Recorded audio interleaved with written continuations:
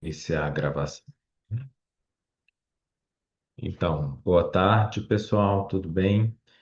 Hoje, para o pessoal que entrou agora, nós estamos em duas turmas juntas, tá? Então, minha turma, que é a turma D, e a turma da Kátia, que é a turma L, vai ser igual da semana passada, tá? Hoje a nossa programação, da semana passada não, do mês passado, né? Hoje a nossa programação é discutir três casos. Um caso do sistema respiratório, um do sistema tegumentar, que é de úlcera, na verdade, e um caso sobre inflamação, tá certo? Então, vamos participar, discutir, trocar um pouquinho aí das nossas experiências. Vou iniciar a apresentação de slides e aí vocês me confirmam se estão vendo, certo? Tá? Sim, tá tudo certo. Vamos começar aqui agora com. Você quer falar alguma coisa antes de iniciar, Kátia? Que acho que todos estavam na vez passada, né? Não, acho que não, acho que não estavam todos. Mas assim, só lembrando daqueles nossos combinados, né? Então, de preferência, estar aí sempre com a câmera aberta, como vocês já estão, o áudio desligado, que a gente não precisa ficar inibido para falar, né? Aqui nós não estamos, nem o Fernando nem eu estamos aqui como professores, nós estamos como tutores para orientar, para tentar estimular o aprendizado de vocês. O que for falado aqui, né, fica aqui. Então, não se sintam, como eu já falei, inibidos. Aqui a gente pode se permitir até a errar, a não saber, a perguntar, tá? Nós não sabemos tudo e o que a gente não souber, a gente pode tentar consultar aqui no momento ou fazer uma consulta posterior, tá bom? Acho que era isso. Pode Perfeito. começar. Ó, esse primeiro caso que está programado para a gente discutir hoje é sobre do módulo 3, o sistema respiratório, tá? É o caso clínico, é sobre rinite alérgica e ele foi elaborado pela doutora Thelma Silva de Ribeirão Preto, tá? O nosso roteiro de estudo aí dos três casos passa pela anamnese, os antecedentes e medicamentos em uso, o exame físico sumário, alguns exames complementares e o diagnóstico. E aí a nossa discussão vai ser principalmente sobre os sinais de alerta que nos fariam ter que encaminhar esse paciente e a princípio não usar um fitoterápico de primeira escolha, tá? A lista de problemas atuais, qual que é o plano de cuidado não farmacológico e aí, principalmente, a nossa sugestão de fitoterápicos, passando pela prescrição e a evolução do caso, tá? O primeiro paciente é um paciente do sexo masculino, de 10 anos, ele é estudante, ele foi à consulta acompanhado dos pais com história de sintomas respiratórios aí há um mês. A queixa era principalmente de obstrução e prurido nasal, com coriza, tinha uma cefaleia frontal ocasional e ele tinha uma sensação de pigarro na garganta com tosse seca mais esporádica. Não tinha febre, mal-estar, hiporexia, dispneia, nem emagrecimento ou sibilância torácica. De antecedentes, esse foi um paciente nascido de parto normal a termo, pesando 2,9 kg, com Apgar, que é a nota de nascimento 8 e 10, nasceu bem. Desenvolvimento neuropsicomotor e da linguagem sem alterações, tá? Aos 4 meses, ele teve um quadro leve de bronquiolite, mas foi tratado em casa mesmo. Dos 4 aos 9 anos, ele foi diagnosticado com asma e fez um tratamento com corticoide inalatório intermitente e melhorava lentamente seus sintomas alérgicos. Nessa mesma época, ele tinha em média de 3 a 4 amidalites bacterianas por ano, com uso de vários tipos de antibiótico e geralmente com boa resposta terapêutica. Aos 6 anos, ele teve um quadro mais grave, com uma pneumonia de base direita, mas conseguiu fazer tratamento domiciliar. E tem a queixa de que durante os invernos aqui, que são mais secos, ele sempre apresenta espirros e prurido nasal diário. E nos jogos de futebol, ele cansa facilmente para respirar fundo. Dorme 8 horas por noite, tem apetite e funções excretoras preservadas. De medicamentos, ele faz uso de anti-histamínico de forma recorrente, que é o antialérgico, né, durante os meses mais frios e secos. De exame físico, ele estava pesando 30 quilos, que é bom para a idade, em bom estado geral, corado, hidratado, acianótico, anictérico, eupineico e afebril. Tinha presença de olheiras moderadas bilateralmente e era um respirador bucal. Nos dentes, ele já usava aparelho ortodôntico fixo. A orofaringe tinha uma leve peremia, mas as tonsilas eram moderadamente aumentadas, apesar de não ter nem criptas nem exudatos. Na rinoscopia anterior, dava para ver um desvio de septo e que os cornetos inferiores eram hipertrofiados e pálidos. Otoscopia sem alterações. Do exame do aparelho respiratório, tinha duas bolhas rítmicas e normofonéticas sem sopros. A frequência cardíaca era de 85. O murmúrio vesicular era fisiologicamente distribuído, sem ruídos adventícios. Não tinha esforço respiratório e a frequência respiratória era de 20. O abdômen não tinha alterações, os pulsos eram cheios, simétricos e regulares. E aí, na época, ela fez uma hipótese diagnóstica principalmente de rinite alérgica, com história de amidalite de repetição e uma asma não controlada e interrogada. E na consulta ele não trouxe nenhum exame complementar. E aí agora a gente precisa fazer a pausa para a nossa discussão que é e discutir aí quais seriam os sinais de alerta que nos levariam a encaminhar esse paciente e para um serviço de emergência. E depois qual que seria a lista de problemas atuais aí, de acordo com essa história. Tá. Só lembrando que esses sinais de alerta, esse nosso paciente aqui, ele não, né, não possui, mas seria uma hipótese de sinais que possam ter, que ele poderia apresentar, e isso necessitaria daí implicaria num encaminhamento para um outro profissional, né, e a gente não iria prescrever, a princípio, nenhum fitoterápico para ele nesses casos de alerta. Eu não cheguei a olhar direito. Fala sobre a questão do sono, no caso clínico. Fala só que dorme 8 horas por noite. Não temos mais informações sobre. O sinal de alerta poderia verificar a questão de apneia do sono, caso detectado, obstrução nasal severa, ou também a questão da amidalite, né? Caso cronifique, possa obstruir a orofaringe também. Seria Excelente. um, seria um caso de se dar atenção. O que mais, gente? E criança também com sinais de alerta para síndrome respiratória, né? Então, se ele chega desaturando, chega dispneico, chega fazendo sinais de esforço respiratório, a gente não poderia daí ele, né, digamos assim, manejar só com a fitoterapia, mas sim com tratamento, observação e farmacológico junto, né? Ótimo. A questão dele se cansar facilmente também em exercícios, né, como no jogo de futebol. Excelente. Mais alguém? Eu encaminharia para o otorrino devido ao desvio de septo que ele tem. Ótimo, realmente é uma coisa importante que pode estar piorando aí o quadro respiratório desse paciente. E o No, uso de, hum, pode falar. e o uso de antistamínico para ele fazer uma reavaliação com o pneumopediatra. Ótimo, tá? Então, aí nesse caso, a Thelma destacou aí os sintomas respiratórios persistentes e o impacto na qualidade de vida dele, tá?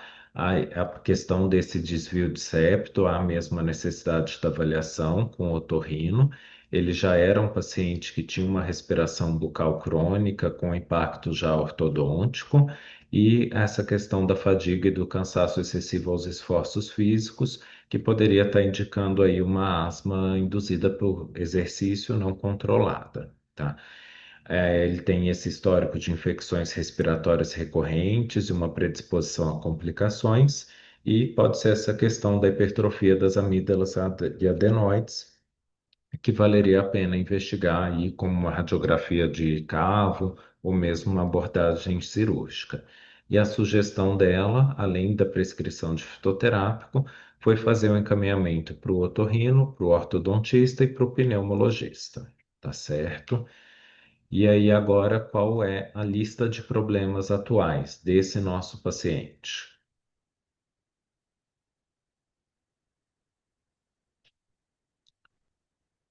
O que nós devemos tentar abordar? Rinite alérgica persistente, Como? Não entendi, Francisco. rinite alérgica persistente, desvio do septo nasal, histórico de Ótimo, asma, amidalite, Isso. excelente. A Alguém tosse lembra qual? seca, A tosse tosse, seca. certo?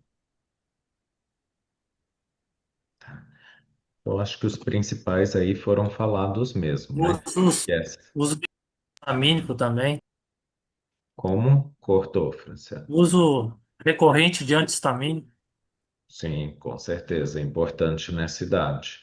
Aí, a lista principal dos problemas seria a questão da rinite alérgica, interrogado uma hipertrofia de adenoide, juntamente à da amígdala, a privação de sono, que pode estar sendo atrapalhado, e interrogado aí uma asma, tá certo? E aí, a nossa discussão agora vai ser de dois tópicos: um plano de cuidados não farmacológicos, tá? E depois uma intervenção de fitoterapia. Quais fitoterápicos a gente acha que pode ser útil para esse tipo de paciente? Começando aí pelo plano de cuidados, o que que vocês sugerem?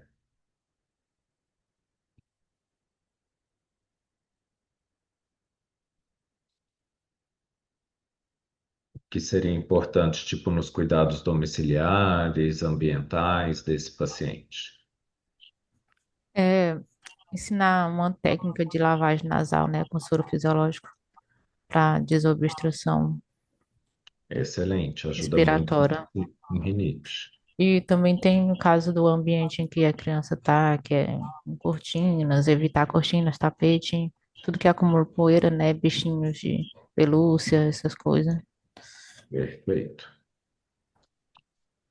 O que Evitar mais? substâncias irritantes, fumaça, desinfetante, perfumes que Bem possam lembrado. piorar a situação. estimular a fazer natação, talvez me ajude na questão da asma, da rinite. Ajuda nos dois, tanto na asma quanto na rinite. Excelente. Tirar estímulos que possam reduzir a questão do sono, igual tipo celular, TV, depois tipo, a questão da tela azul, né, que possa diminuir a questão do sono, né, já que já tem dificuldade na questão de dormir, né, por conta da respiração. Perfeito. Acho que falaram os principais aí, né? Então, como meta terapêutica para esse paciente, a gente tem aí a questão do alívio sintomático e tratamento dessa rinite, assim como a prevenção das amidalites de repetição dele. Precisamos mesmo fazer um trabalho de educação em saúde, com a profilaxia ambiental e os cuidados para evitar a exposição aos alérgenos que possam desencadear a alergia dele. Das medidas não farmacológicas, é importante a gente lembrar aí a hidratação oral, a hidratação nasal e lavagem, e a questão da hidratação da pele, tá? E ela sugeriu aí de solicitar alguns exames para ele, como a radiografia de cavo, uma espirometria para avaliar essa questão da asma desencadeada por exercícios, talvez uma dosagem de GE total e testes alérgicos para tentar identificar algum desencadeante específico, e uma polissonografia para ver a questão de qualidade de sono e o quanto esse quadro alérgico está atrapalhando na noite de sono desse paciente. E fazer o encaminhamento realmente para o otorrino, pneumo e para o ortodontista, talvez para um fonoaudiólogo também. E agora a sugestão dos fitoterápicos para esse paciente. Quais fitoterápicos aí vocês costumam usar ou viram lá na plataforma que poderiam ser usados nesse caso? Única granatum, a romã, né, e o gengibre officinalis para questão da amidalite, né, faringite constante, seria interessante. E talvez incorporar algum imunomodulador, tipo com atividade anti-inflamatória, tipo o Plantago Major, Major, né, não diz respeito à atividade anti-inflamatória na mucosa respiratória, que aí aliviaria a tosse seca e o pigarro também. Ótimo. O que mais, gente? No material tem a canela também, indicando aqui, a menta, hortelã. Ótimo. Alfavaca também seria muito bom, né? Fazer a fusão do alfavaca e deixar a pessoa respirar para poder soltar a parte da narina do catarro para descer. E tanto aí poderia ser respiratório, então poderia embaixo, como antigamente na rede, né? Como é ser usado. Ele seria muito bom. Certo. E vocês pensam em algum mais com uma propriedade antialérgica mesmo, que possa É estar que ajudando nesse ia ser quadro da rinite? interessante nessa questão da atividade antialérgica, equinácea púrpura, púrpura. Excelente, seria uma boa possibilidade aí mesmo, bem lembrado. Que mais? Tem alguém do sul aí? O eucalipto foi falado? Não, Eu acho que não não falamos lembro. eucalipto ainda. Ótimo. É, o E eucalipto também seria uma boa. como que você costuma usar o eucaliptus aí, Sandra? Ah, eu uso como óleo essencial. Ah, Com óleo essencial eu uso inalatório, 2 gotas em 1 litro de água fervente, inalar por 10 minutos uma vez ao dia. certo. A questão do eucalipto eu ficaria meio restritivo, porque no caso ele se refere à tosse seca. E como ele tem ação mucolítica e fluidificante, não seria meio contraditório usar nesse caso? Acho que a gente teria que avaliar a resposta do paciente. Uma questão do eucalipto é que, às vezes, pela questão do cineol, ele pode ser um desencadeante de broncoespasmo. E tem alguns pacientes realmente que, com asma, que não respondem tão bem ao eucalipto. Tá? Então, às vezes a gente usa ele mais como expectorante, mas tem paciente asmático que tolera bem ele na forma inalatória. Não tenho experiência com o óleo essencial. Aqui, às vezes, a gente usa a infusão mesmo para fazer a vaporização, digamos assim. Que Inclusive, mais? inclusive na apostila até o eucalipto ele é indicado, na asma ele tem essa indicação, mas eu acho que como o Fernando explicou, depende muito também de cada paciente, né? Como que responde a determinadas espécies.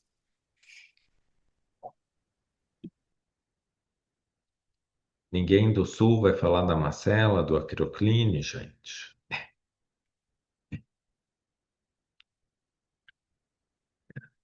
Ó, aqui na região, o aquirocline é um que a gente acaba utilizando muito, apesar da gente estar não estarmos no sul, tá?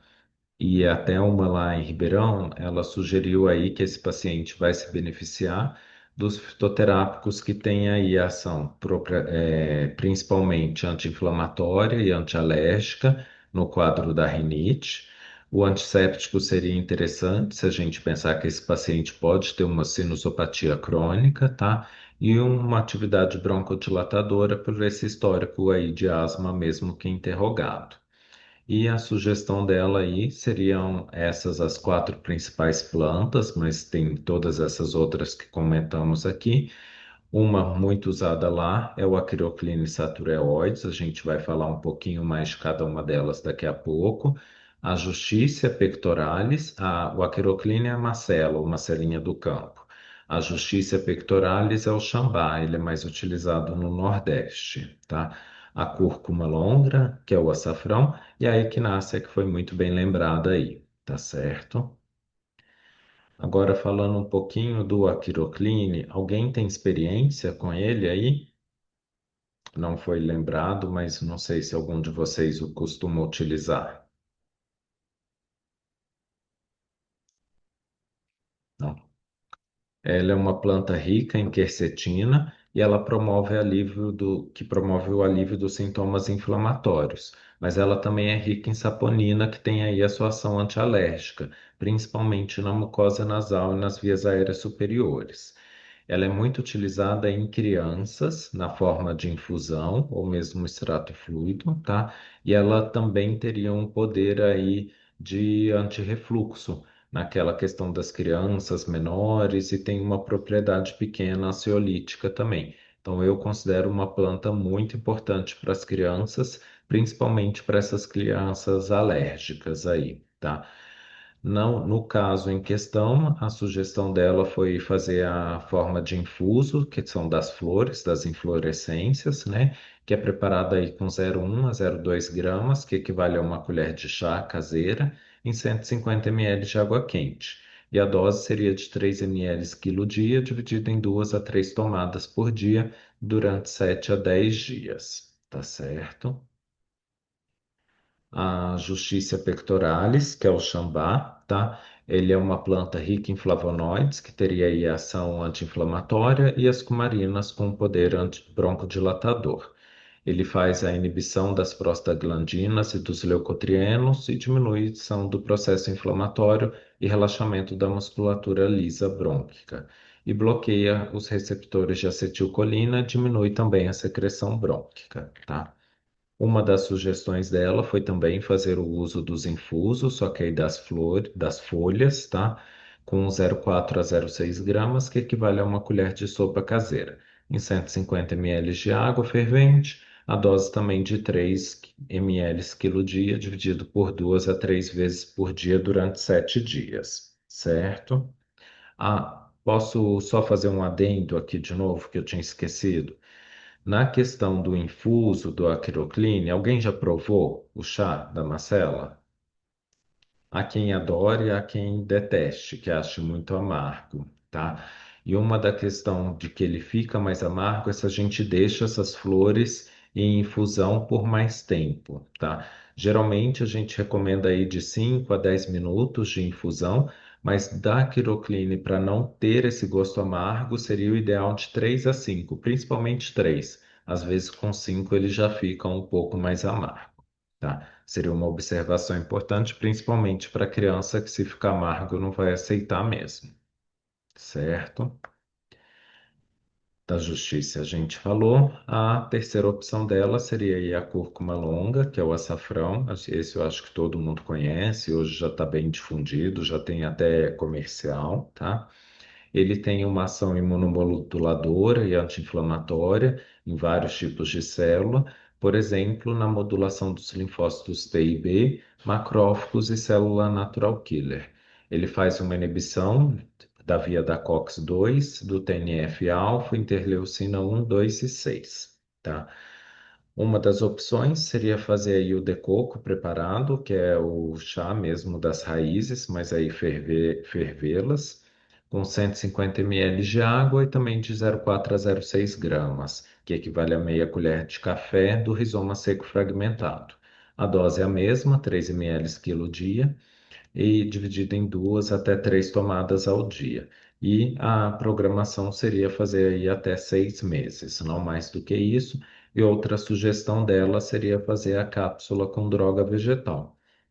Vocês têm o hábito de usar a cúrcuma? Alguém quer fazer acrescentar alguma coisa de experiência?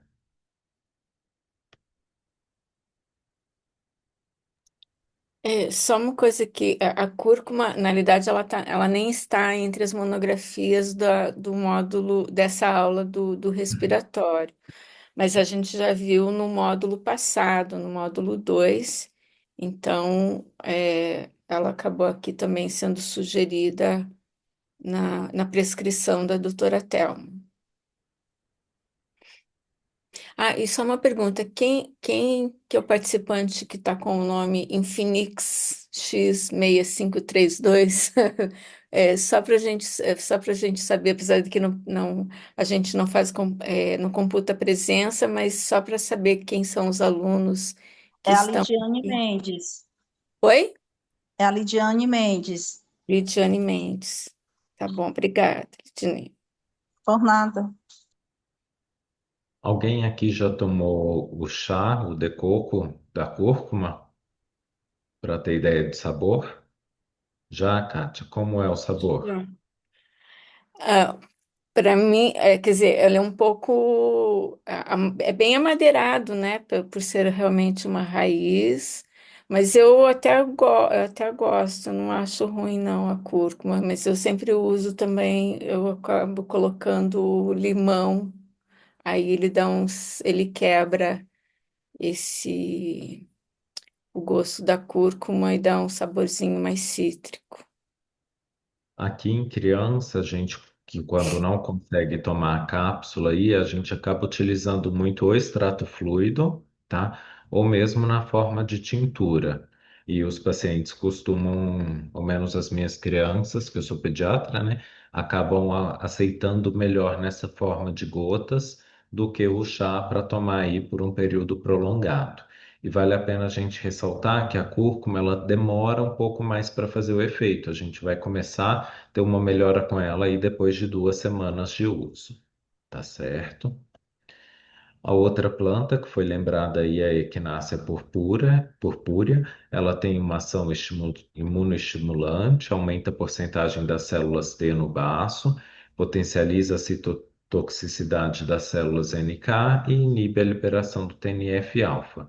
E além disso, ela tem uma ação anti-inflamatória com inibição da COX-1 e do NF-κB e promove a produção de interleucinas anti-inflamatórias como a interleucina 4 e a 10.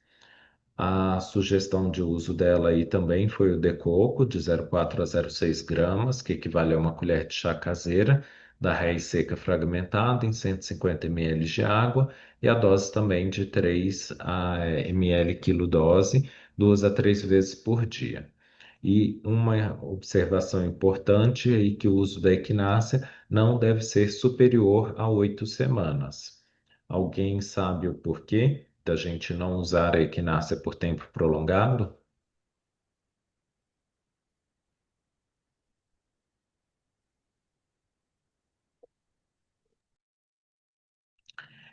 Ela seria importante porque ela faz aí, estimula Pode mais a. provocar. Ah, desculpa. Pode Não, provocar hemorragia, alguns sangramentos, alguma, tipo, uma espécie de pressão estomacal, no caso, por anemia COX-1, ela pode provocar algumas hemorragias no estômago. eu não tenho relato disso, Franciano. Não sei se a Kátia já viu alguma coisa sobre. O que a gente costuma ver muito em pacientes que usam tempo mais prolongado aí do que as 8 semanas ou os 2 meses, seria a questão de imunodepressão. Ele modula tanto o sistema imunológico que acaba fazendo uma imunodepressão e prejudicando, deixando o paciente mais suscetível a infecções, tá? Até com diminuição do número de leucócitos. Então, a recomendação da literatura é até 8 semanas de uso, e aí qualquer coisa, se for voltar a fazer, a gente faz pausas aí de 30 dias, mais ou menos, tá certo? Dependendo, intercala com outros. Mas em relação ao sangramento, eu não tenho essa informação, Francine, tá? Outra opção de uso dela seria na forma de tintura também, com uma RDE de 1 para 10, e a gente ofereceria aí de 1 a 3 gotas quilo dia, dividido também em 3 tomadas, tá?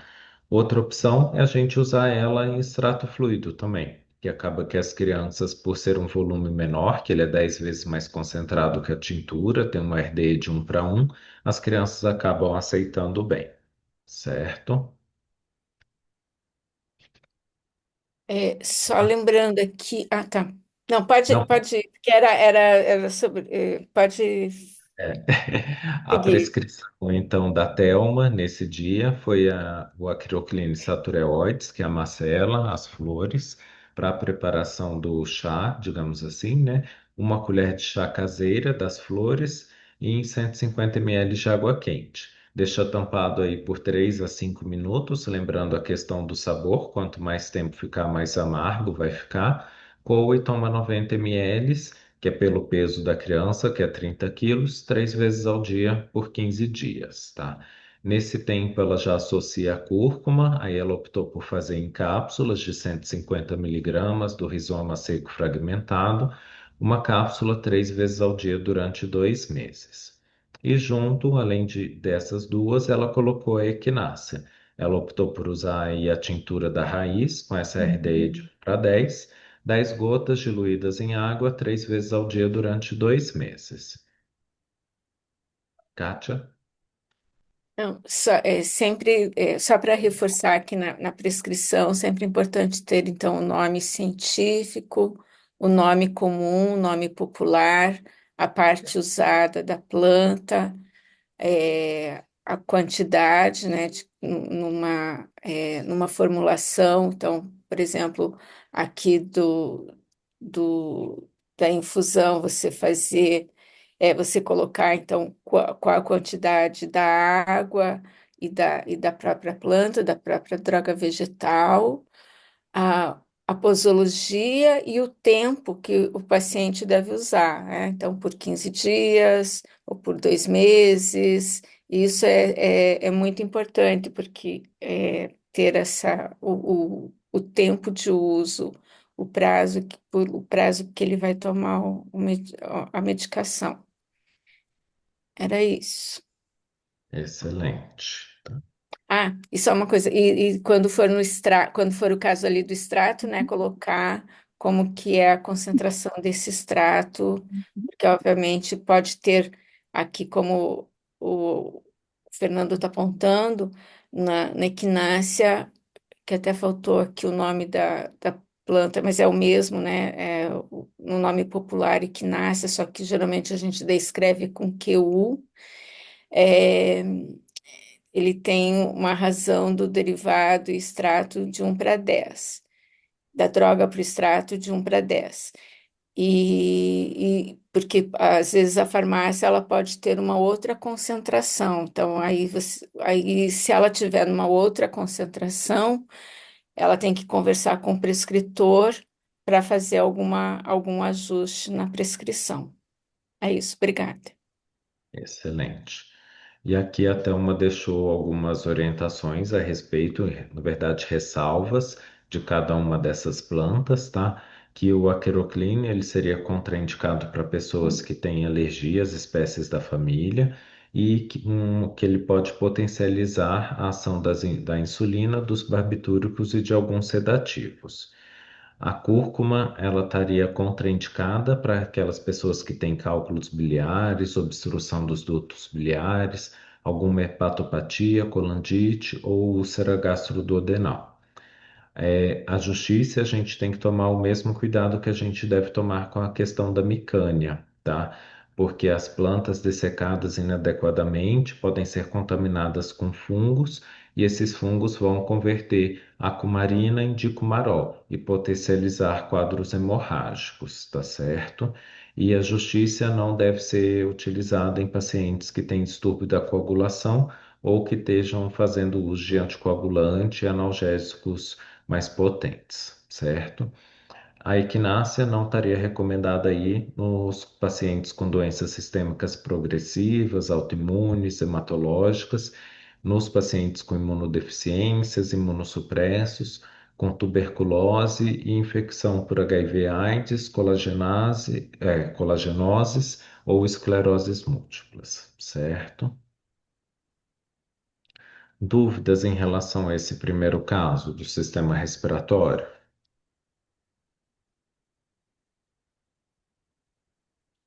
Algum comentário?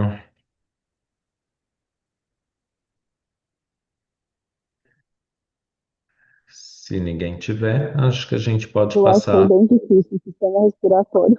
Portanto, a gente fazer 3 vezes as questões. Não consegui entender, Maria. Você conseguiu, Kátia? Eu, o módulo, essa parte eu achei um pouco mais difícil. Eu tive que refazer a avaliação umas 3 vezes. Da parte respiratória? Isso. Por conta das plantas, por conta mais dos conceitos, como que foi, Maria? Por conta das plantas mesmo. O que eu sinto que as plantas de uso respiratório acaba que varia muito de região para região. Não sei se a Kátia tem essa mesma impressão. Atualmente eu estou em Araxá, que é relativamente perto de Ribeirão, que é onde eu estudei, digamos assim. Então as plantas são um pouco diferentes, mas tem algumas que a gente tinha acesso lá que eu não consigo prescrever aqui em consultório, porque os pacientes não conseguem achar mesmo, tá? O que que você fala sobre, Kátia? Eu acredito que, que na realidade assim, não é nem só pelo respiratório. Talvez o respiratório seja o mais comum, talvez essa situação, né, pensando aqui, essa coisa do guaco, cuxambá, enfim, mas eu acho que a gente tem acontece isso com várias espécies, e eu não sei, eu já percebi, isso não é nenhum estudo, enfim, mas eu também já percebi um pouco que a gente tem perto da gente aquilo que a gente precisa, né?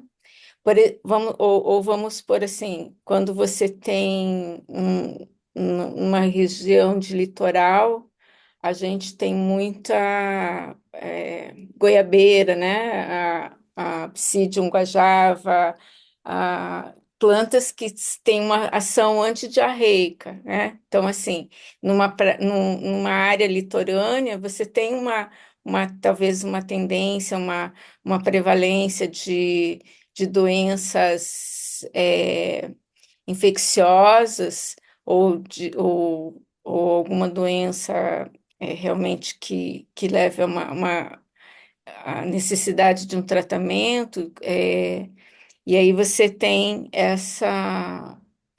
por exemplo, né, você tem as diarreias muito comuns no litoral, em época de verão, né, que é mais, geralmente são lugares mais quentes, ou então, por exemplo, aqui também no litoral a gente tem muito plantago também. Então, assim, depende. Tem mais alguma outra que agora eu já não vou lembrar, que eu já também pensei. Agora me fugiu o nome. Mas eu acho que a gente tem aquilo perto, próximo do que a gente precisa, às vezes até no quintal da gente, sabe assim, que pode ter lá um alecrim, a gente precisa muito dele, né, rosmarinos, enfim. Acho que isso é, é mais comum do que a gente possa imaginar, mas também pensando assim, né, que tem realmente espécies que são, por exemplo, aqui no sul, a gente tem muita espécie europeia, né, pela própria colonização europeia que veio para cá. Aqui, né, aqui no sul tem muitos alemães, italianos, então, assim, que trouxeram a cultura e algumas plantas, algumas espécies para serem cultivadas aqui, e que é diferente um pouco da região norte ou nordeste do país, né? A norte que tem, quer dizer, todos os, assim, também se a gente for pensar, tem a questão dos biomas, obviamente, que trazem características, e pensar um pouquinho também, às vezes, nessa diversidade, a distribuição das próprias famílias das plantas, né? Nesses biomas, e que elas têm a ver com doenças que são prevalentes, às vezes, em determinada região. Muito bem lembrado, Kátia. Alguém quer fazer mais algum comentário? Ou passamos para o caso 2? O caso 2 ele é aí sobre a questão da inflamação. Ele foi feito pelo Fábio, tá? Que é o coordenador do curso. Ele segue o mesmo roteiro de anamnese, antecedentes, medicamentos em uso, o exame físico, exames complementares e diagnósticos. E aí o nosso foco em discussão sobre sinais de alerta que a gente precisaria encaminhar o paciente, se existissem, a lista de problemas atuais, o plano de cuidado não farmacológico e a sugestão de fitoterápicos, que é o nosso principal foco aí. A prescrição que foi feita para esse caso é a evolução do paciente. Essa é uma paciente de 65 anos, do sexo feminino, que veio com uma queixa de dor crônica nos joelhos há mais de 5 anos, bilateral, já tinha o diagnóstico de osteoartrite realizado por um ortopedista. A característica da dor é que ela é sempre pior no final do dia e também ao subir e descer escadas. A paciente apresenta uma rigidez matinal leve, que dura menos de 30 minutos, mas já tem uma limitação funcional importante, com dificuldade para caminhar longas distâncias e para levantar-se de cadeiras mais baixas. Ela faz uso muito frequente de anti-inflamatórios não esteroidais, tá? Como nimesulida, diclofenaco, cetoprofeno, etc., e para controle da dor. Atualmente, ela faz uso de glucosamina e condroitina há 1 ano, mas não teve um alívio significativo com essa medicação. O ortopedista já recomendou que ela faça a cirurgia de artroplastia, que é a colocação de uma prótese no joelho, mas ela quer tentar um tratamento mais natural antes de optar pela cirurgia. Ela não tem outras queixas sistêmicas, nega dor ou perda de peso, tá? De antecedentes, é uma paciente que tem já um diagnóstico de hipertensão arterial, mas que está controlada, tem uma dislipidemia, que são os colesteróis e triglicérides aumentados, mas que também está controlada, teve uma menopausa aí aos 50 anos, não precisou de fazer reposição hormonal e tem o sobrepeso, com IMC de 29.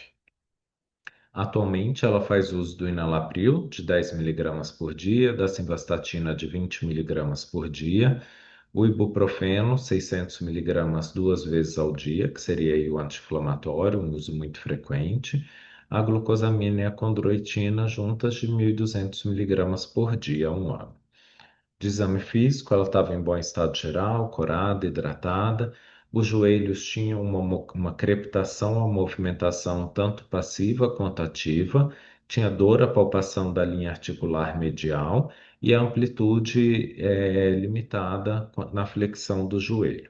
Tinha dor à extensão contra a resistência e não tinha nem sinais de derrame ou inflamação aguda da articulação. De exames complementares, ela já apareceu aí com raio-x de joelhos, que mostrava uma redução do espaço articular nos compartimentos mediais bilateralmente, tinha esclerose subcondral e osteófitos na borda medial do fêmur e da tíbia. Esse raio-x é um raio-x típico do paciente com osteoartrose ou osteoartrite, tá certo? Que são esses osteófitos, que é a questão do bico de papagaio, se fosse na coluna, que o pessoal chama. E essa redução do espaço também é uma característica da doença. Tinha um hemograma normal e uma função renal com a creatinina basicamente normal também.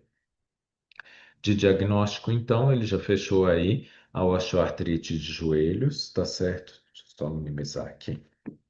E ressaltou que, como diagnóstico diferenciais, o ortopedista devia fazer a diferenciação dessas outras doenças. Uma bursite anserina, mas aí seria uma dor mais localizada na face medial do joelho, comum nas mulheres com sobrepeso. Uma tendinite patelar ou quadricipital, que seria uma dor mais anterior, geralmente exacerbada ao subir as escadas. Uma osteonecrose espontânea do joelho, que seria uma dor mais súbita e intensa, que é menos provável, já que ela tem uma duração muito longa do quadro. A artrite reumatoide, que também não seria tão provável, porque daria uma rigidez matinal mais prolongada e teria outros sinais inflamatórios sistêmicos, não só localizados, tá?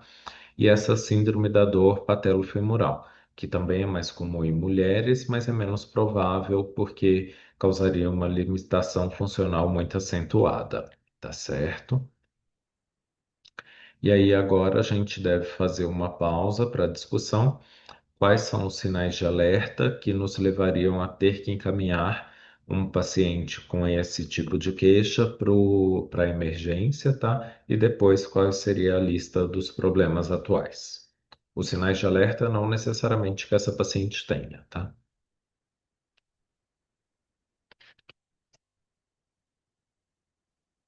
Se ela apresentar uma infecção particular com dor intensa, seria um indicativo?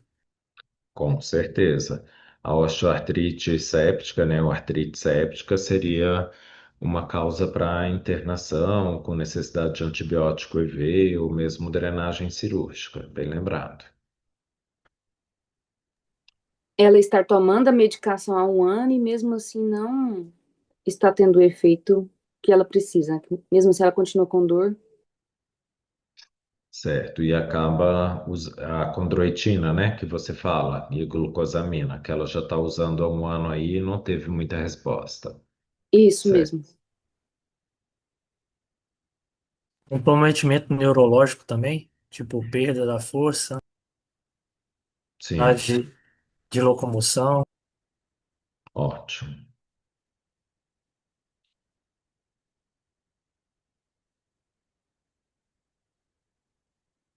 Mais alguém? A redução do espaço articular mostrado no raio-x, né? Esse é um sinal clássico que ela já tem a osteoartrose ou osteoartrite aí mesmo, tá?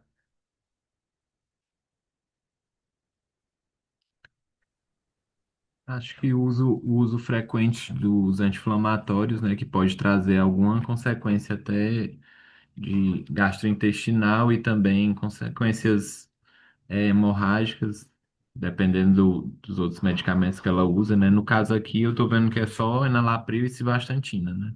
Os outros são mais Isso, relacionados à condição dela, isso. mas E que o uso prolongado de anti-inflamatórios pode trazer esses outros problemas, né? sim, problemas renais também, né? Devido ao uso crônico dos anti-inflamatórios. Excelente, Tiago. Certo? Então, aí, dos sinais de alerta que levaria a gente a ter que encaminhar essa paciente, estaria uma dor intensa e contínua, que não seria controlada com analgesia habitual, tá? Se ela tivesse uma limitação funcional progressiva, interferindo nas atividades diárias básicas, como levantar-se da cama e não só de cadeiras mais baixas.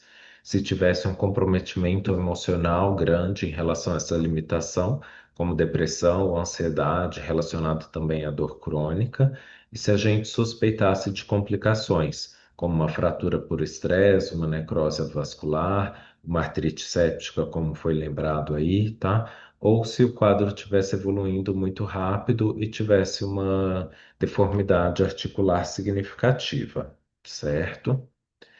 E aí, qual seria a nossa lista de problemas atuais dessa paciente? De diagnóstico que nós temos até aqui.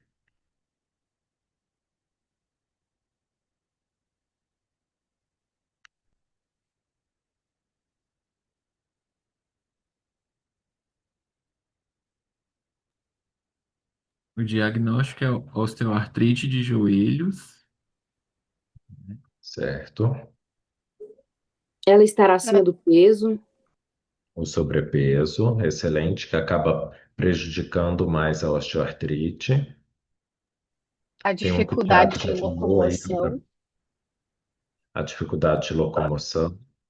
Risco renal gástrico e risco do Lyme, né? Exatamente. O uso crônico de anti-inflamatórios, excelente, tá?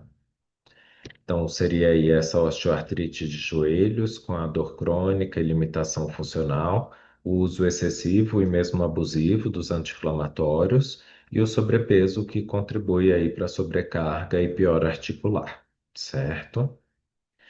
E agora a nossa pausa para discussão novamente sobre os cuidados, plano de cuidados não farmacológicos e depois, principalmente, a nossa intervenção fitoterápica. O que que a gente pode fazer aí sem ser em relação a medicações, por essa paciente estar orientando? Atividade física, né, que não seja de impacto, seria bem interessante para ela.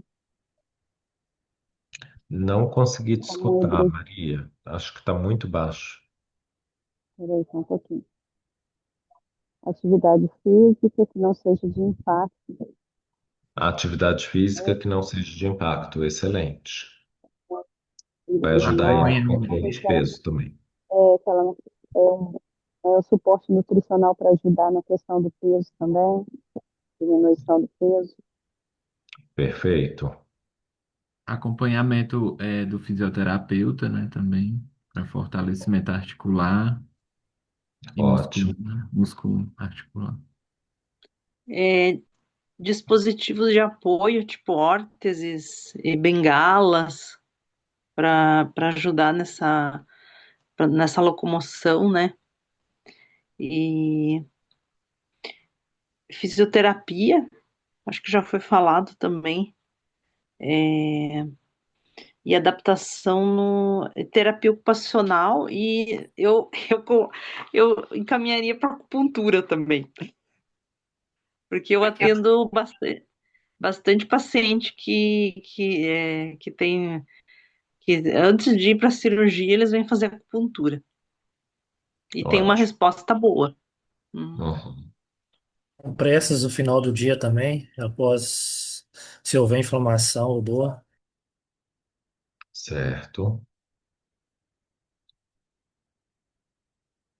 Acho que falamos os principais aí, né? Então, a nossa meta terapêutica para essa paciente seria reduzir a dor articular e melhorar a função, sem o uso excessivo dos anti-inflamatórios, preservação da articulação e retardar essa necessidade da cirurgia, que já foi indicada pelo ortopedista, e principalmente melhorar a qualidade de vida e a capacidade funcional dessa paciente. E aí, nisso, seria interessante a gente reduzir o peso corporal e diminuir a sobrecarga articular. Educação em saúde, a gente deve alertá-la sobre o risco do uso crônico dos anti-inflamatórios, que podem gerar aí, como lembrado pelo Tiago, a questão de gastrite, úlcera gástrica. A longo prazo, eles podem levar à insuficiência renal crônica, tá? E pode ter interação medicamentosas com os medicações que ela já usa, como o enalapril, por exemplo. A gente tem que destacar que as medidas não farmacológicas também são importantes, como a fisioterapia, muito bem lembrada, o fortalecimento muscular e a necessidade de perda de peso e uma dieta mais anti-inflamatória também, tá? Essa dieta anti-inflamatória seria rica em ômega 3, frutas e vegetais e evitar os alimentos ultraprocessados que poderiam piorar o processo da artrite em si, a necessidade de atividade física regular, de preferência orientada por um fisioterapeuta e ajustada ao quadro clínico e à tolerância dessa paciente que já tem uma certa limitação, diminuição do peso corporal, as compressas quentes pela manhã e frias à noite, que poderiam ajudar aí no combate à dor, tá? E as PICs, que são aí as práticas integrativas complementares de saúde, assim como a acupuntura, lembrada pela Sandra, tá certo? De exames, ele sugeriu solicitar perfil lipídico, a glicemia e a função hepática, o hemograma e função renal, pelo uso crônico do anti-inflamatório, fazer as provas de atividade anti-inflamatória, como o PCR e o VHS, e a dosagem de vitaminas D e cálcio, que também pode interferir no quadro, tá? Além disso, ele sugeriu da gente encaminhar ela para o ortopedista, que já fazia acompanhamento, a fisioterapia, a nutrição, para ajudar na questão da perda de peso, e a psicologia ou mesmo psiquiatria para o quadro emocional devido às limitações. E agora, quais seriam os fitoterápicos que vocês sugerem para tratamento tópico da dor e da inflamação da osteoartrite dessa paciente? Depois a gente vai falar do sistêmico, mas por enquanto o tópico.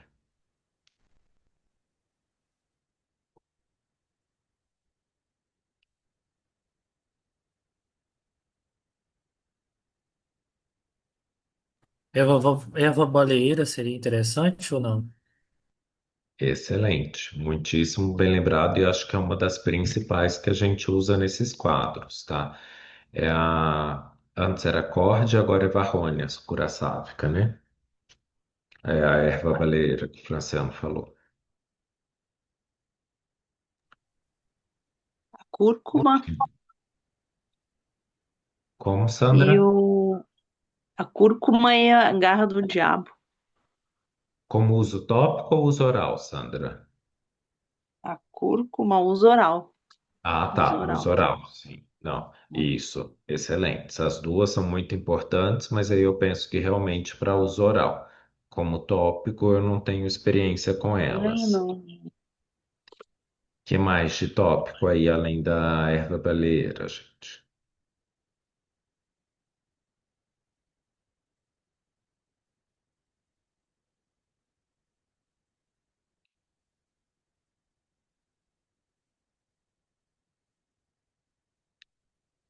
Kátia, me ajuda.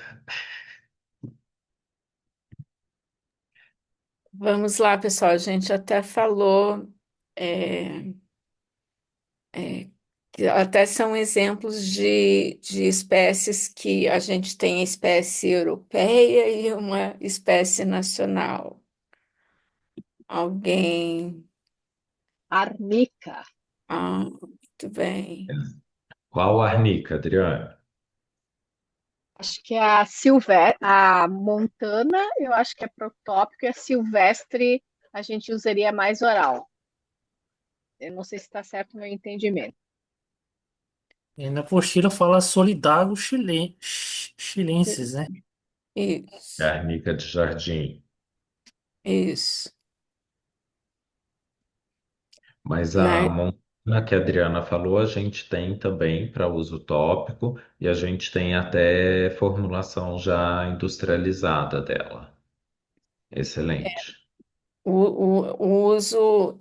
a arnica não deve ser usada uso interno, a menos que seja dinamizada. Então, aí de acordo com a medicina antroposófica ou com a homeopatia, mas ela não deve ser usada internamente. Arnica montana, é Ok, isso? isso. Certo. Que arnica a Ah, gente tem só para bonito, né? Então, assim, para tirar uma dúvida, a arnica silvestre, se a gente manda manipular e dinamizar, aí você pode usar ela via oral, né? Uma das coisas que a gente vê muito aqui é, principalmente aqueles pacientes que fazem cirurgias e ficam com muito hematoma, ele se manda manipular e assim, gente, em uma semana desaparece o hematoma. Ele começa a clarear e é assim, ó, maravilhoso. É mesmo. Arnica silvestre é a solidago, né? Solitário. Isso. Certo. Que aí a gente fala de arnica, a gente tem várias opções, né? Dependendo do lugar. Excelente. Alguém tem experiência com pomada de Comfrey ou gel de Comfrey, que é o Symptom, que seria uma das opções também para esses pacientes com osteoartrite ou osteoartrose. Olha, a gente usava aqui com banhos, né? Assim, banhos morninho, com freio, fazer compressa, mas assim, eu não tinha esse conhecimento que seria para questão de osteoartrite. A gente usava mais assim para algumas feridas, algumas coisas relacionadas a isso. Interessante, Adriane. Aqui a gente acaba utilizando muito para esses pacientes com dor articular, na forma de creme mesmo. Tem algumas pomadas ditas antidores, e acho que todas elas vão à questão do Sínfito aí, que é o Confrei. Excelente. A sugestão do Fábio aí, então, do tratamento tópico da dor e da inflamação, seria a erva baleeira, que agora é Varrhonia curaçávica, ou era Córdia curaçávica, né? E aí a gente tem a questão das arnicas, tanto a arnica montana, que é essa que a Kátia falou, quanto a arnica de jardim ou silvestres, que é a Solidago chilensis aí, certo? E temos aí também a opção do Sinfto Officinale, que é o Confrei, tá certo? E tem um pessoal que falou também na nossa discussão sobre o uso do Guiné. Não sei se alguém tem experiência sobre o uso tópico dele para esses quadros de dores articulares, tá certo? Mas também seria uma possibilidade. E o que tem em comum de todas essas plantas é que elas têm ação anti-inflamatória e analgésica tópico, né? E lembrando que então a arnica, o solidário e o sífton é uso externo sempre, né? Não, a varrônia que ainda tem algumas indicações para uso interno. Sim, mas os outros só uso externo mesmo, É, pela questão de segurança. E tem um efeito bom, né? E agora para o tratamento oral da inflamação. Lembrando aí que a Sandra já falou para a gente da cúrcuma, né? E do apagófton, que é a garra do diabo. Quais seriam as outras opções?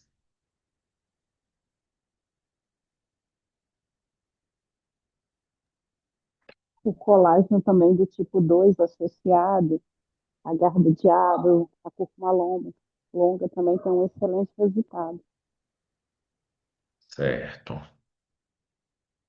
O que mais, pensando aí nas plantas que a gente estudou, que poderia ser utilizado? Camélia sinensis, chá verde, sabe?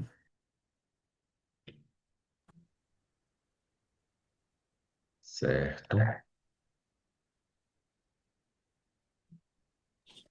A unha de gato, Como Lilian? Acho que a uncária tomentosa, unha de gato, seria? excelente, excelente. Aqui eu acho que é uma das mais recomendadas na região que a gente usa é justamente a Ankara. E tem até alguns trabalhos já sobre ela também. Ótimo.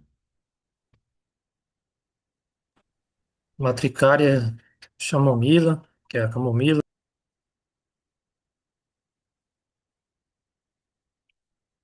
Essa eu não tenho experiência com ela nesse quesito. Você já viu alguma coisa sobre, Franciano?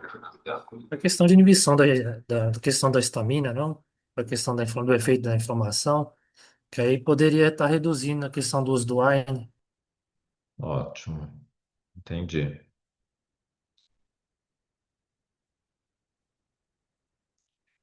Então, a sugestão aí do Fábio foi a gente lembrar a cúrcuma, que eu acho que seria uma dos principais nesses casos de osteoartrose crônica, tá?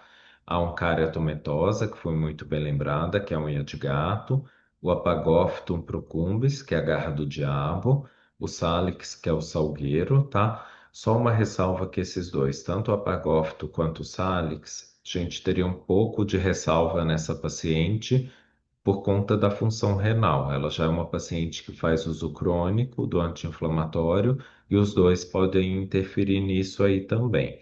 Então, a gente tem que tomar um pouquinho mais de cuidado com essas duas plantas. Outra opção seria o Baccharis trimera, que seria a carqueja, Artium que é a bardana, que também teria uma ação interessante, e o rosmarino aí, que a Kátia falou um pouco mais cedo, né, do alecrim, certo? Dúvidas em relação a esse? Alguém lembrou de alguma outra?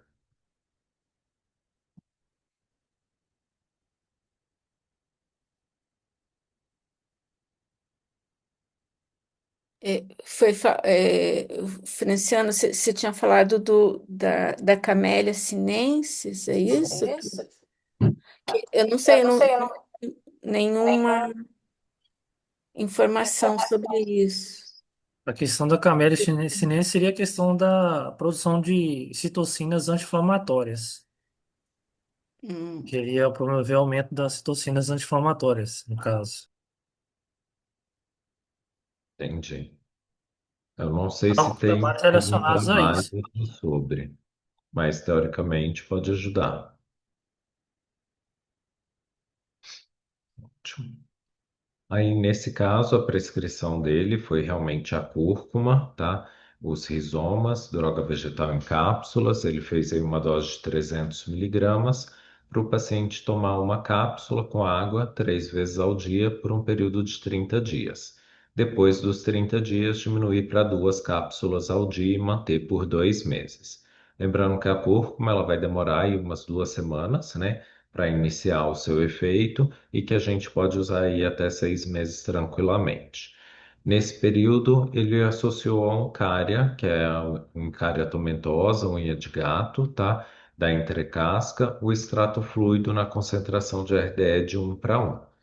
E aqui uma das literaturas coloca que no extrato fluido, essa dose de 25 gotas, 3 vezes ao dia, por 30 dias, que é justamente o período que a cúrcuma aí demoraria para fazer o seu efeito, certo?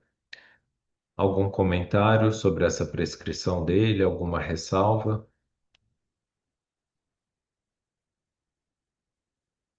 Alguém tem experiência com o uso da Oncária? Usa em extrato fluido, mais em cápsula, tintura?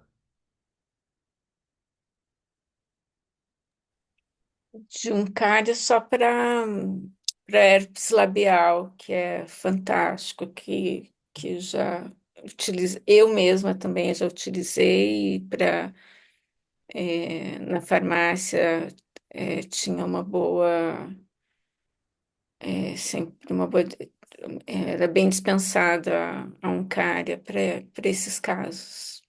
Incorporada em gel, Kátia? Em gel. Em gel, ótimo, tá?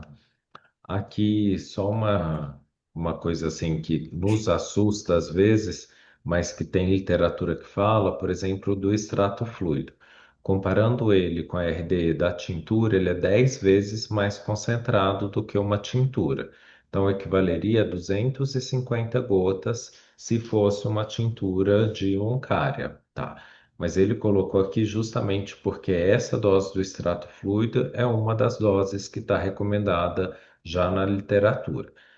Aqui, particularmente, a gente costuma usar uma dose menor do extrato fluido por ele ser mais concentrado, mas não tem estudo clínico falando qual seria a melhor dose dele, tá? Então, talvez ali, ao invés de usar 25 gotas do extrato fluido, eu tentasse começar com 5 a 10 gotas, as 3 vezes por dia, mas isso é uma coisa que não tem muito consenso mesmo, mas que foi lembrada na discussão que a gente teve anteriormente. Tá certo?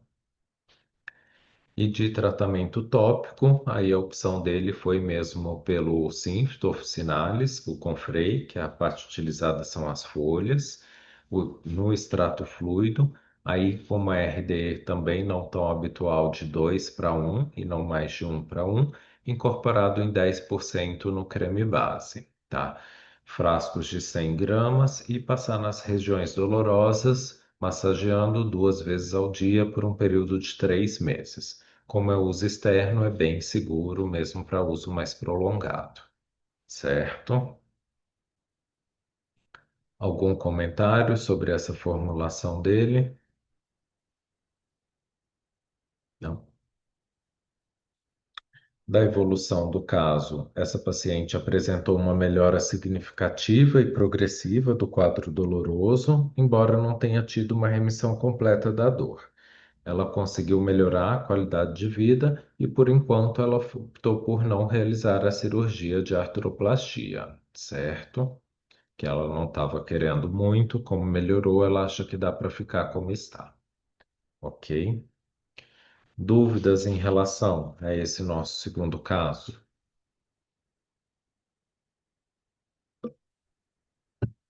Um pouco mais fácil que o respiratório, Maria Candeias.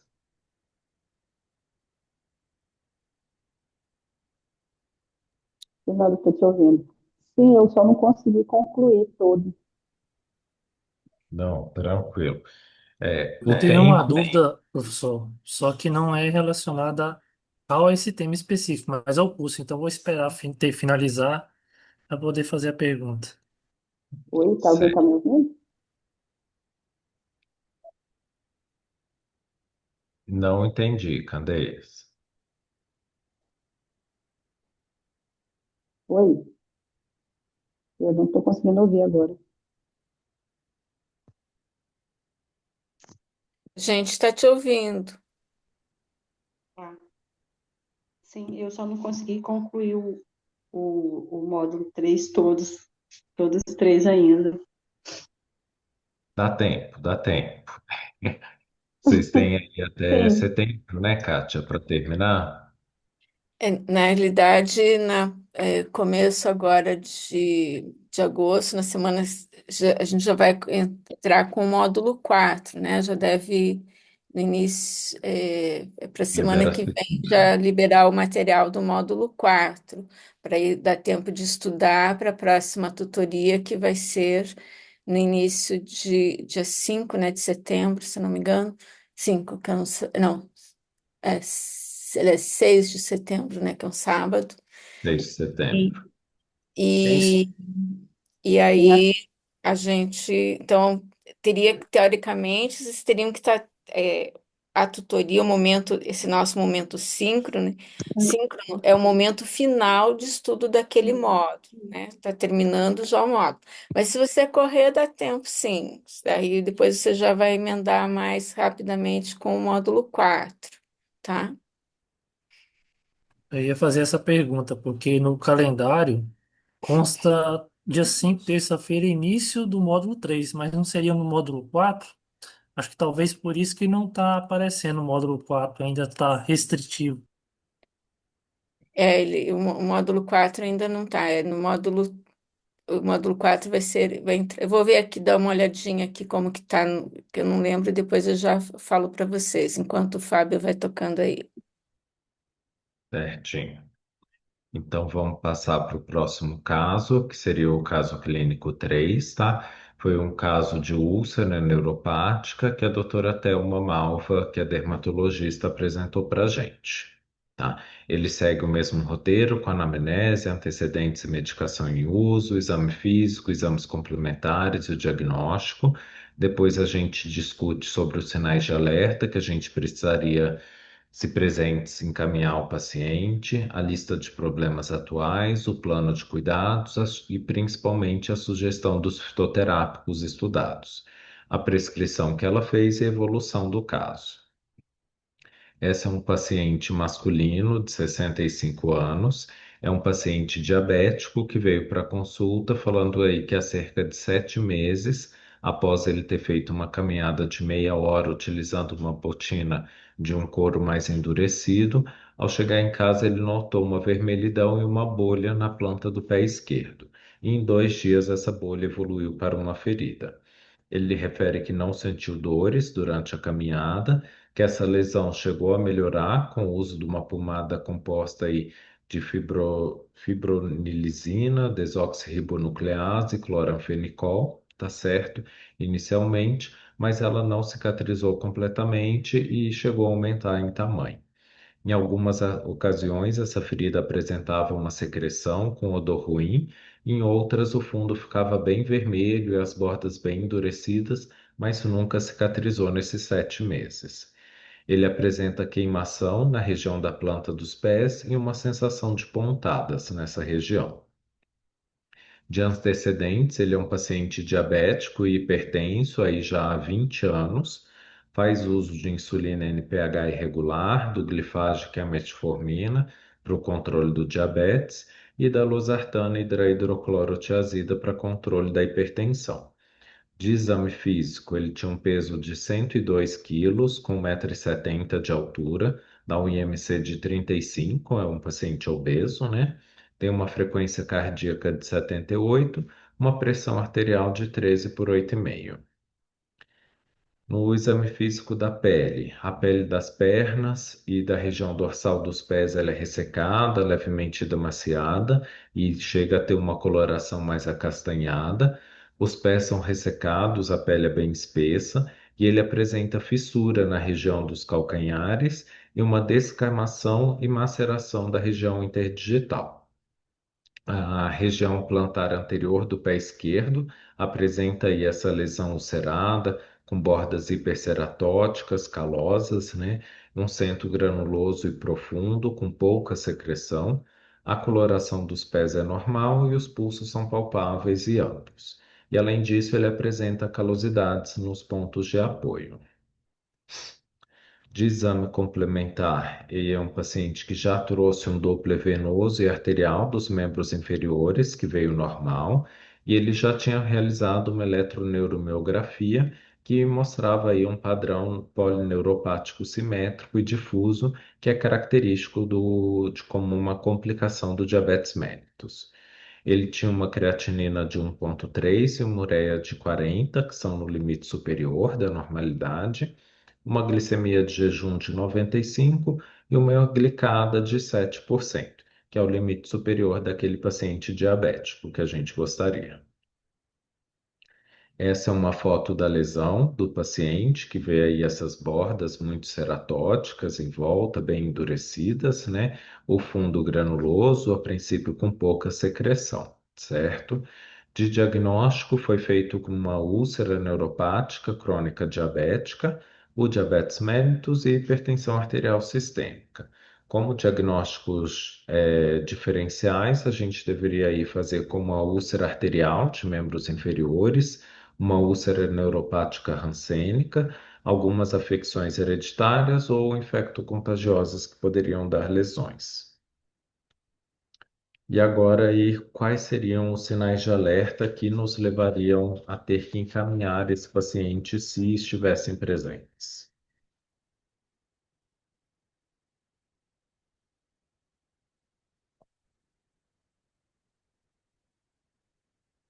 Acho que a presença de tecido necrótico na ferida ou de alguma secreção, né, que indicaria é, infecção bacteriana. Perfeito, Tiago. Eu acho que a hemoglobina glicada, né, que ela tá um pouquinho acima, teria que ter um Adriane, controle melhor, né? Oi? Da tá baixo. hemoglobina glicada. Ótimo. Se tivesse um pouquinho abaixo, para o controle seria melhor, é isso? Isso. Ótimo.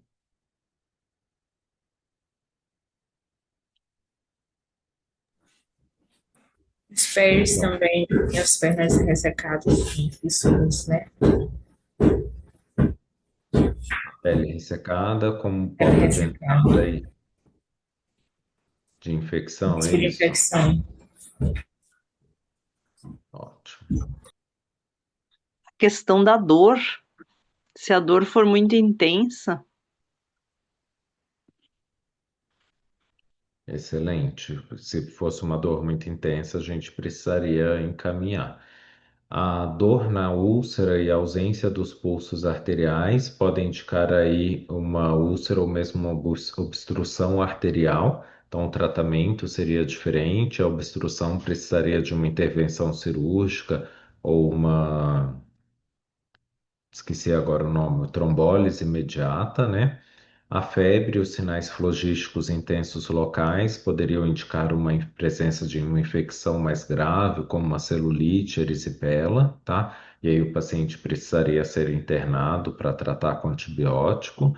A gente sempre deve observar o estado geral do paciente, tá? E se o diabetes estivesse muito descompensado, ele precisaria ser encaminhado para um controle glicêmico mais rigoroso. E agora, qual é a lista de problemas? Quais diagnósticos nós já temos aí desse paciente até agora, em que a gente pode atuar? A neuropatia periférica, a sensação de queimação na planta dos pés e a ausência de dor no momento da Perfeito. caminhada. O que mais?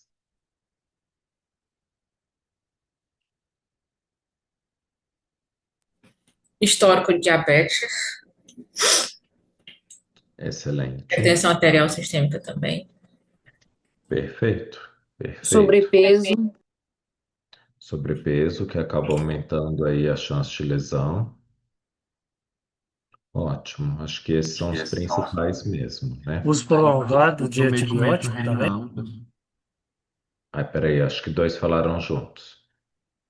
Tiago, O comprometimento renal também, a ureia e a creatinina estão nos níveis nível máximos. superior. Certo. Franciano. Uso prolongado de antibiótico, corre risco de resistência e má conduta. Com certeza, com certeza. E acaba piorando a infecção, o risco de infecção a longo prazo, né? Então, já é um paciente com diagnóstico de hipertensão, diabetes, temos aí uma úlcera neuropática diabética e uma obesidade como comorbidade e também como fator de piora da lesão, por conta da pressão, certo? E quais seriam aí agora, qual seria, na verdade, o nosso plano de cuidados não farmacológicos disponível para essa paciente? O que que vocês sugeririam?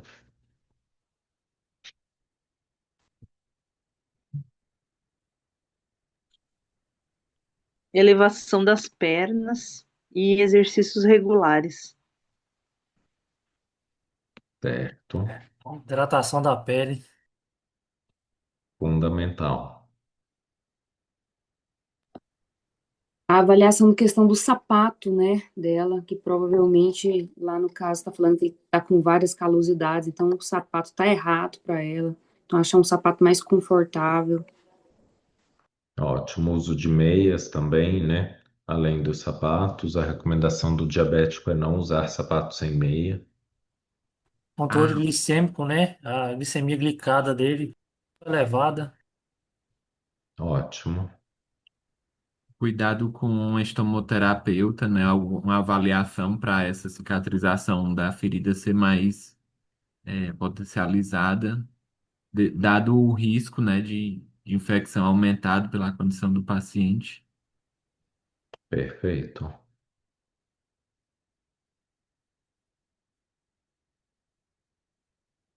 Ó, então, aí, como para esse paciente, nós temos como metas terapêuticas o controle do diabetes, o controle glicêmico mais rigoroso, né? Devemos fazer o tratamento local da úlcera.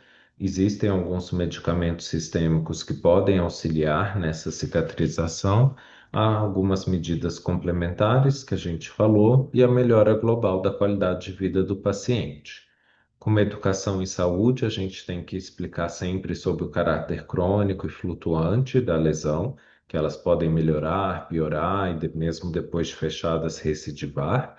Orientar sobre a importância da adesão ao tratamento a longo prazo, identificar alguns fatores de piora ou melhora dessas lesões em cada um dos pacientes, tá? Às vezes é interessante fazer uma psicoterapia individual ou em grupo para uma maior conscientização do paciente em relação ao autocuidado e tratamento da lesão. Ele precisa de uma dieta adequada para paciente diabético e hipertenso, evitar o consumo de bebidas alcoólicas, deve fazer atividade física regular, mas de acordo com as suas condições físicas para não sobrecarregar a região da lesão. Alguns exames poderiam ser solicitados e foram nesse caso, que é o Doppler venoso e arterial dos membros inferiores e a eletroneuromiografia, que esse paciente já trouxe antes, né? E além dos exames relacionados ao controle do diabetes e complicações da hipertensão. Ele deveria ser encaminhado aí para avaliação endocrinológica e acompanhamento do diabetes e da obesidade, um segmento nutricional, objetivando a perda de peso e melhor controle glicêmico, deve fazer uma avaliação cardiológica de rotina e às vezes o dermatologista pode precisar fazer uma biópsia aí para confirmar diagnóstico das bordas da lesão ou mesmo da granulação. O paciente que tem uma úlcera, ele deve ser monitorizado com retornos curtos, inicialmente semanais ou a cada 15 dias, para avaliar se ele está respondendo bem ao tratamento ter aí a reavaliação da úlcera e às vezes ver se não precisa trocar o tratamento em curto período de tempo, tá? Que esses pacientes varia muito a resposta de um para outro. E agora, nova pausa para discussão. Lembra que esse paciente tem uma maceração e lesão interdigital nos pés, né? Qual fitoterápico tópico que a gente poderia aí usar entre os dedos do pés para melhorar esse quadro? Que lembra uma micose, uma infecção fúngica mesmo, né? O que é que vocês têm de experiência com isso? Ou que viram aí nas aulas que poderia ser usado?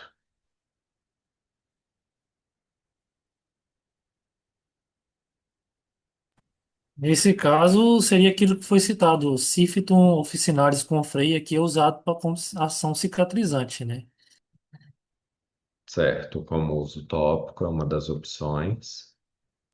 Calêndula officinalis também seria uma opção interessante. Calêndula, é isso? Isso. Certo. O que mais?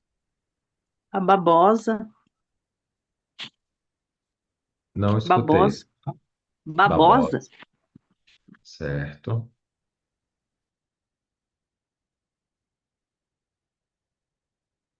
Aqui na região norte é muito comum eles usarem óleo de buriti e barba-timão. Óleo de buriti e qual foi o outro, Luciano? Tá fechado. É o barba-timão. O barbatimão, certo. Aqui a gente usa mais o barbatimão como cicatrizante, mas a gente teria a ressalva de talvez não utilizá-lo quando tem alguma infecção associada, ou fungo associado, ou mesmo uma infecção bacteriana, que a gente costuma falar assim que ele fecha rápido a lesão. Então, se tem alguma infecção, pode acabar fechando com a infecção lá dentro e provocar que abra pouco tempo depois ou piora. Então, ele talvez eu teria essa ressalva, certo? A Tal- sugestão, quem ia falar? eu ia dar uma opinião, talvez o óleo de melaleuca. Excelente, Adriane. É até uma das sugestões aqui do Fábio, realmente, e da Thelma, desculpa, que é quem fez o caso, tá? Que seria o óleo essencial das folhas e brotos da melaleuca, com uma concentração de 1 a 10%, tá? O óleo resina da copaífera também, de 1 a 10%, e a lipeoriganoides, que aí seria uma tintura das folhas de 5 a 10%. Essas três plantas teria aí a ação principalmente nesses quadros fúngicos, né, digamos assim. E um que a gente usa muito aqui na região, mas eu não sei se está disponível aí para vocês, é a Pyrostégia venusta, tá certo? Que também tem uma função antifúngica interessante, além da calêndula que foi recomendado aí também, certo?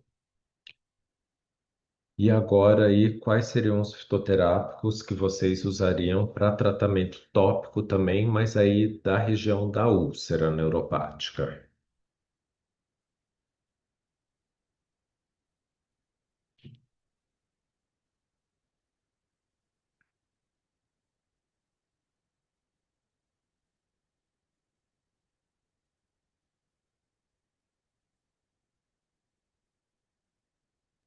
Aloe vera, né? Babosa. Seria uma opção. Que mais? Uma que o Franciano falou aí na vez anterior. Calêndula officinalis. Cortou o começo, Franciano. Calêndula officinalis ou Perfeito. o Casiara silvestre seria. Não, seria o barba-timão também, como opção. Certo. Que mais, gente? Olha, a gente teve uma experiência com pé diabético e utilizamos a lavanda francesa, óleo essencial, misturada junto com óleo de semente de uva, né? Se iniciou nas bordas e também na parte um pouco interna. E assim, ó, a gente teve resultados de refiliação assim fantásticos. Até a gente tem as fotografias de quando a gente começou e quando terminou, assim, muito, muito, muito assim, ó, fantástico, com a lavanda francesa e o óleo vegetal de semente de uva. E vocês incorporam ele em gel ou vocês usam diretamente o óleo na lesão, Adriane? Então, a gente, assim, como a gente não tem aqui farmácia de manipulação e aí teria que mandar manipular, e era um paciente, assim, que não tinha muitas condições, eu tinha em casa o óleo vegetal já de semente de uva e a lavanda também. Daí eu fiz uma fração que desse certo para usar ali na tópico e ele levou para casa também para ir passando, né? Mas assim, então ele usou realmente o óleo. Ótimo, bom saber. Alguém mais tem alguma experiência?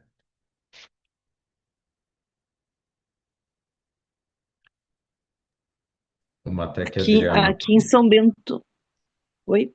pode Em falar. São Bento do Sul, a gente tem um ambulatório de feridas e a gente utiliza a lavanda francesa nas feridas, assim, junto com as outras coberturas, né? E A gente vocês também usam tem uma óleo, né? experiência.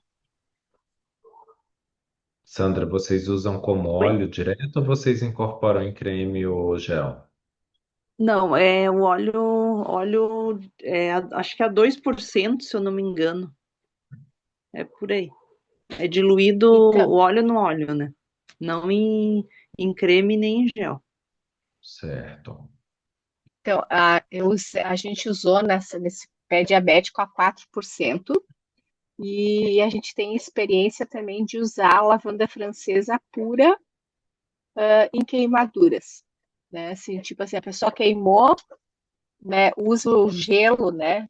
Coloca o gelo e depois, logo em seguida, coloca as gotinhas de lavanda francesa em cima da lesão, com assim resultados maravilhosos, inclusive que não ficam nem a marca a pele, ela vem granulando de uma forma que ela não faz queloide, nada, fica assim, ó, muito, muito bonito. Ótimo. Excelente. Eu E também uma tenho. dica, pode falar, Oi. Candê. É, naquela hora meu áudio, eu tinha saído um pouco, não estava conseguindo falar. É, eu tenho experiência também com a lavanda, na questão da queimadura, né? De meu esposo queimou os dedos, né? Água fervendo, e no momento a gente optou por passar a lavanda, até estava sem o óleo carreador aqui, e teve uma ótima cicatrização, não deu bolha, foi com água fervendo mesmo. Então, a lavanda ela tem esses efeitos cicatrizantes, bem interessantes. Excelente, bom saber.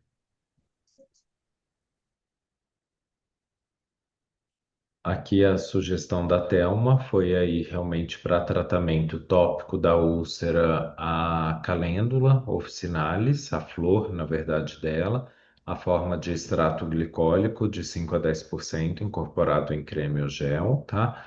A melaleuca alternifolia, o óleo essencial das folhas e brotos, uma concentração de 1 a 10%, e o anacardio occidentalis, que é entre a casca do galho, também na forma de extrato glicólico de até 10%, tá certo? Seriam as opções. Fernando, Fernando, só uma coisa, é só lembrando que você bem mencionou agora que essas concentrações que a Thelma colocou aqui, esses percentuais, são exatamente na incorporação ou do gel ou do creme, né? Não é a concentração do derivado vegetal, é a concentração de incorporação na Isso. forma farmacêutica. Na prescrição dela daqui a pouco a gente vai A gente vai ver um ver. pouquinho disso, tá? E aí lembram que tinha aquela borda muito calosa da úlcera, né? E ele tinha outras calosidades nos pés. Qual fitoterápico que vocês usariam aí para essa questão das calosidades e dessa borda mais endurecida?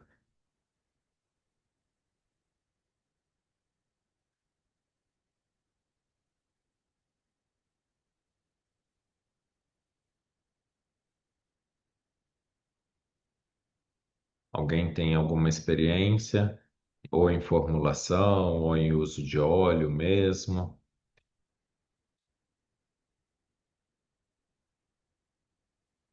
Que às vezes, quando a borda da lesão está muito endurecida, às vezes é necessário até encaminhar para um cirurgião ou dermatologista fazer um debridamento ali, retirada dessas bordas. que a lesão, a úlcera vai fechar de fora para dentro, né? Então, às vezes, essa borda muito calosa não vai deixar a lesão evoluir muito bem para cicatrização. Então, a gente precisa também tratar essa borda. Mas se fosse para optar por algum fitoterápico, alguém tem alguma experiência? Aqui na região norte eles usam manteiga de cupuaçu. Manteiga de Teobroma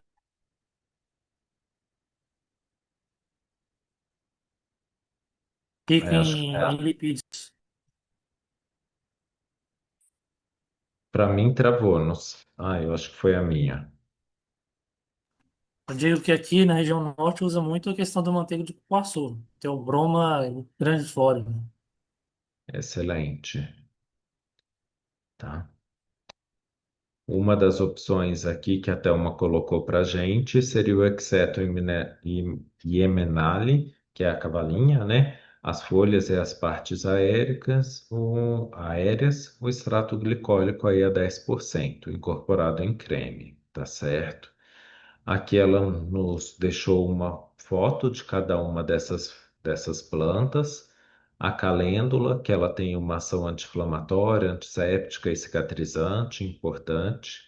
A copaífera, que tem ação anti-inflamatória, analgésica, cicatrizante, também antisséptica, antimicrobiana e antifúngica. E a melaleuca, muito importante aí nos tratamentos dermatológicos, como antifúngica, antisséptica, anti-inflamatória e antimicrobiana também, certo? A Lipia oreganoides, ela tem ação anti-inflamatória, antimicrobiana, antifúngica e antisséptica. O anacardio ocidental, ele age como adstringente, antisséptico, anti-inflamatório e também anticicatrizante. E o Exetum como anti-inflamatório e antisséptico, certo? E aí ela pede a sugestão de algum fitoterápico para a gente usar via oral em tratamento sistêmico, como complementar no tratamento dessa úlcera neuropática no paciente diabético, que vocês sugerem.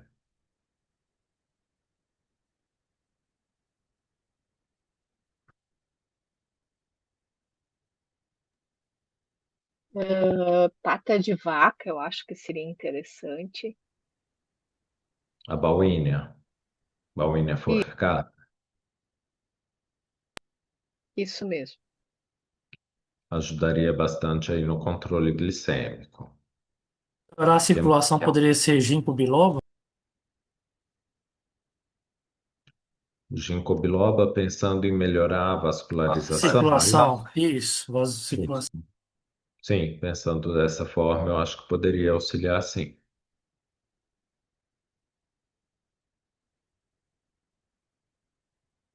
Que mais, gente?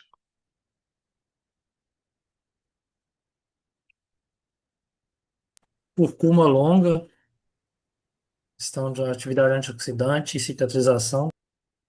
Sim, eu acho que a cúrcuma realmente pode auxiliar esse paciente, tá? A castanha da Índia também ajudaria Esse, na circulação, né? Na microcirculação. excelente, Thiago. E aí a sugestão dela para esse paciente foi a centelha asiática, na verdade, as partes aéreas, tá? Droga vegetal, e a dose seria de 600 a 1.800 miligramas por dia. A centelha ajudaria aí também nessa questão da circulação e até da neuropatia periférica, podendo melhorar, ajudar no processo cicatricial.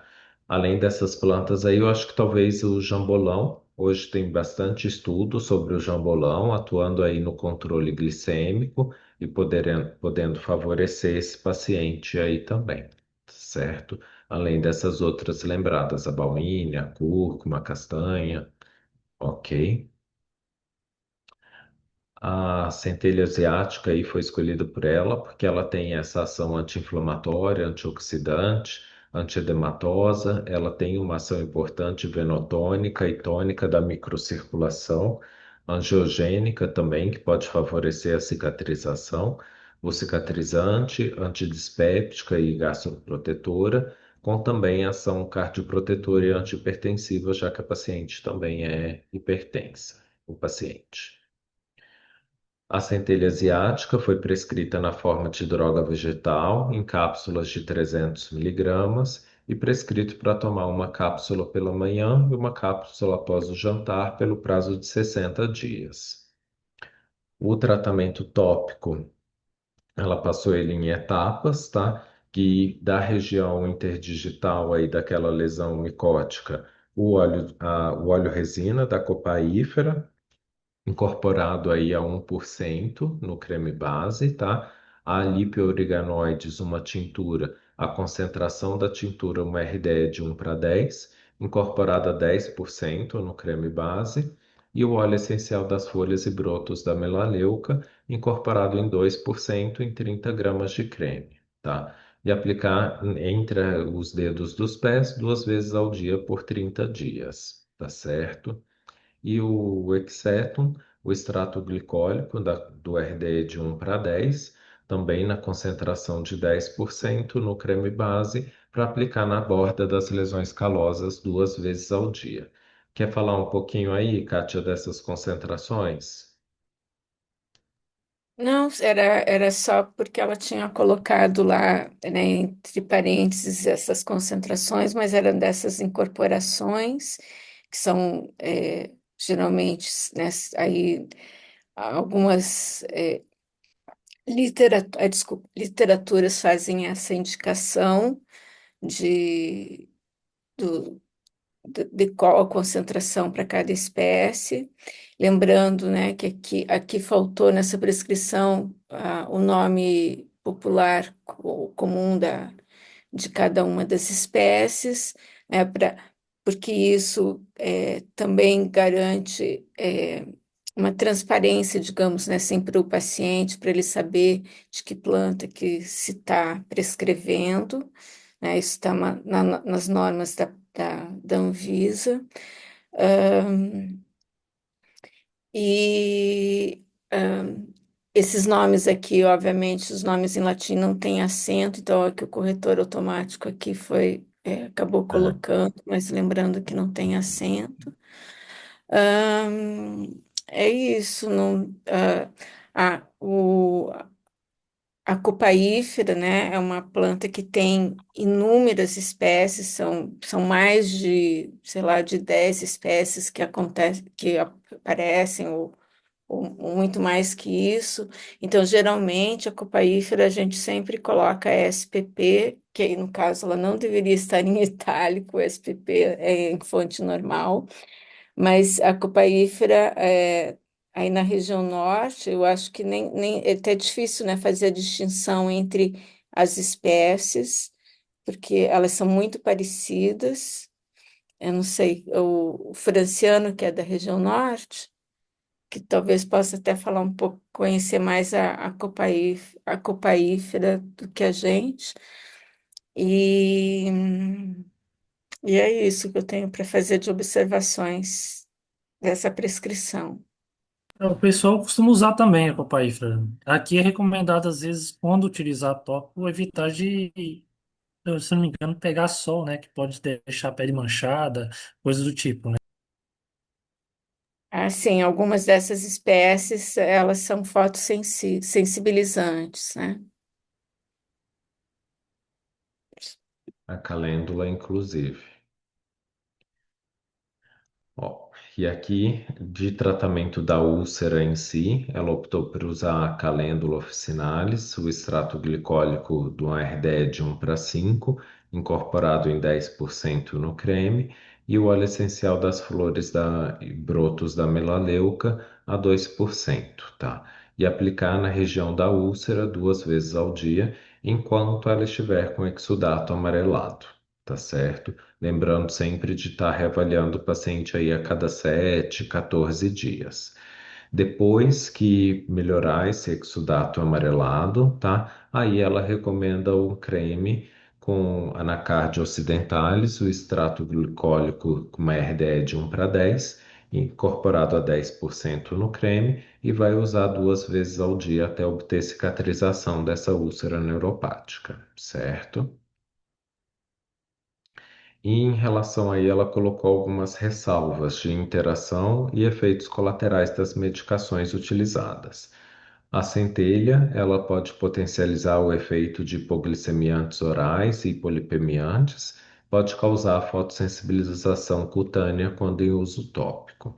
Não é recomendada nem em gestantes e lactantes, e a gente deve monitorar o nível do colesterol quando usar a centelha, pois pode haver um aumento inicial aí nos pacientes que têm diagnóstico de hipercolesterolemia familiar. A calêndula pode causar aí fotossensibilidade no uso tópico, tá? A copaífera pode causar uma dermatite de contato e não está recomendada em gestantes e lactantes. O Exeton e a Lípia não são recomendados também nem em gestantes e lactantes. E a melaleuca também pode causar uma dermatite de contato e também não é recomendada o uso em gestantes e lactantes. A evolução do caso: o paciente evoluiu com resolução completa do quadro após 2 meses de tratamento, lembrando que ele já tinha aí 7 meses de história, tá? Ficando no local da região, ficando no local uma região calosa e a pele ressecada na planta dos pés, tá? E ele sempre apresenta recidiva da lesão do intertrigo aí, que é a lesão micótica interdigital, certo? Dúvidas, comentários, sugestões?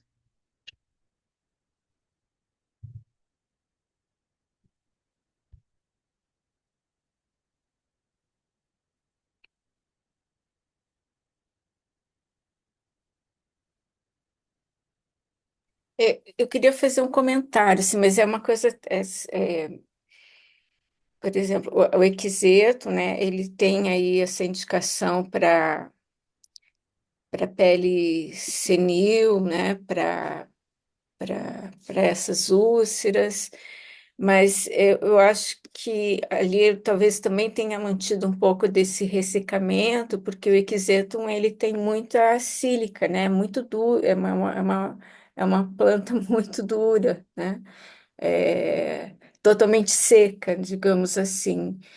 E então acho que talvez tivesse que colocar alguma outra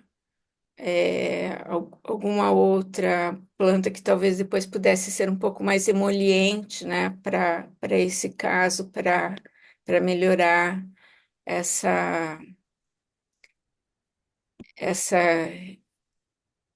esse ressecamento da pele.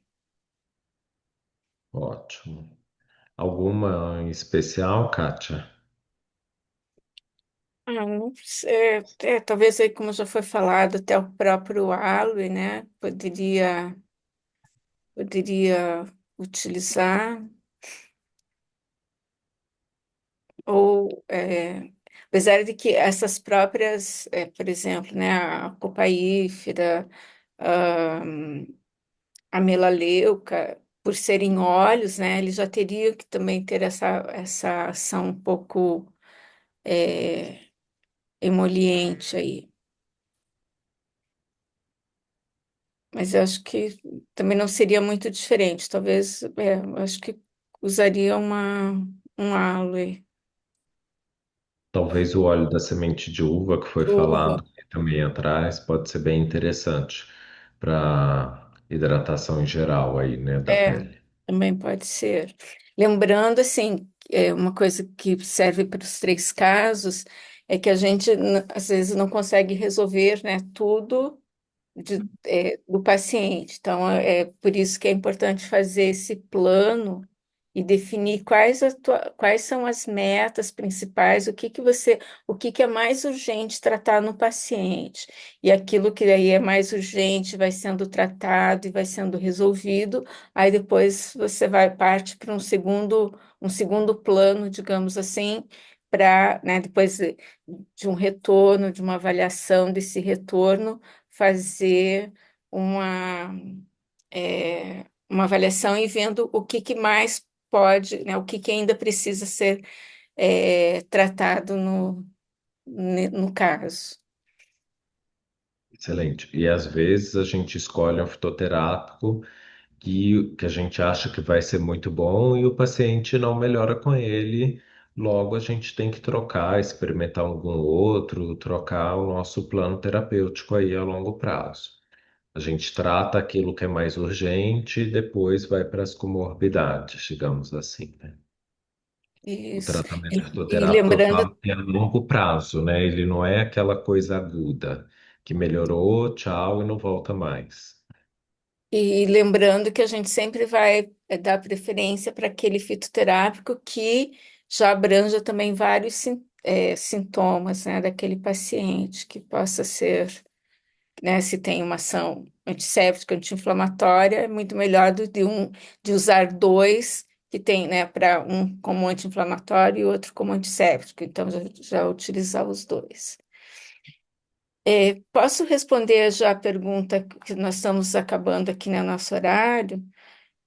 Posso ir para a dúvida sobre o calendário ali?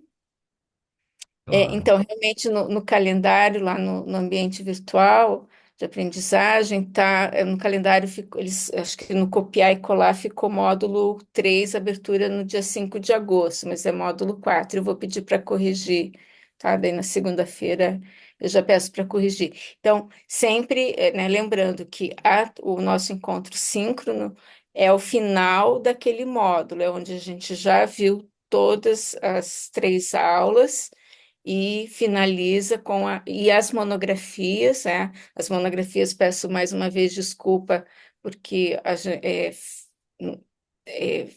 foi, enfim, a gente não teve muito controle sobre isso, mas elas estão sendo colocadas com certo atraso, depois já que o módulo começa, as monografias como apostila, no formato de apostila, já estão disponíveis do módulo 3, foram colocadas agora essa semana apenas, mas nas telas, né, já tinham lá todas as informações das plantas medicinais. A diferença é que, né, nesse formato da apostila, primeiro que fica mais agradável às vezes de ler, e ele tem, no formato apostila, também tem as informações sobre os ensaios clínicos. Então, tem mais informações que não constam lá na,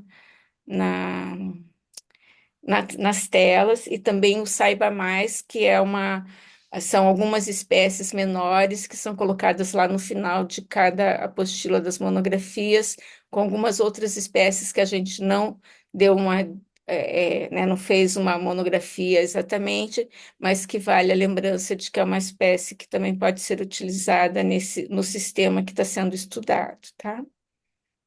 Era isso. Obrigada, gente. Alguém tem mais alguma dúvida, sugestão, comentário?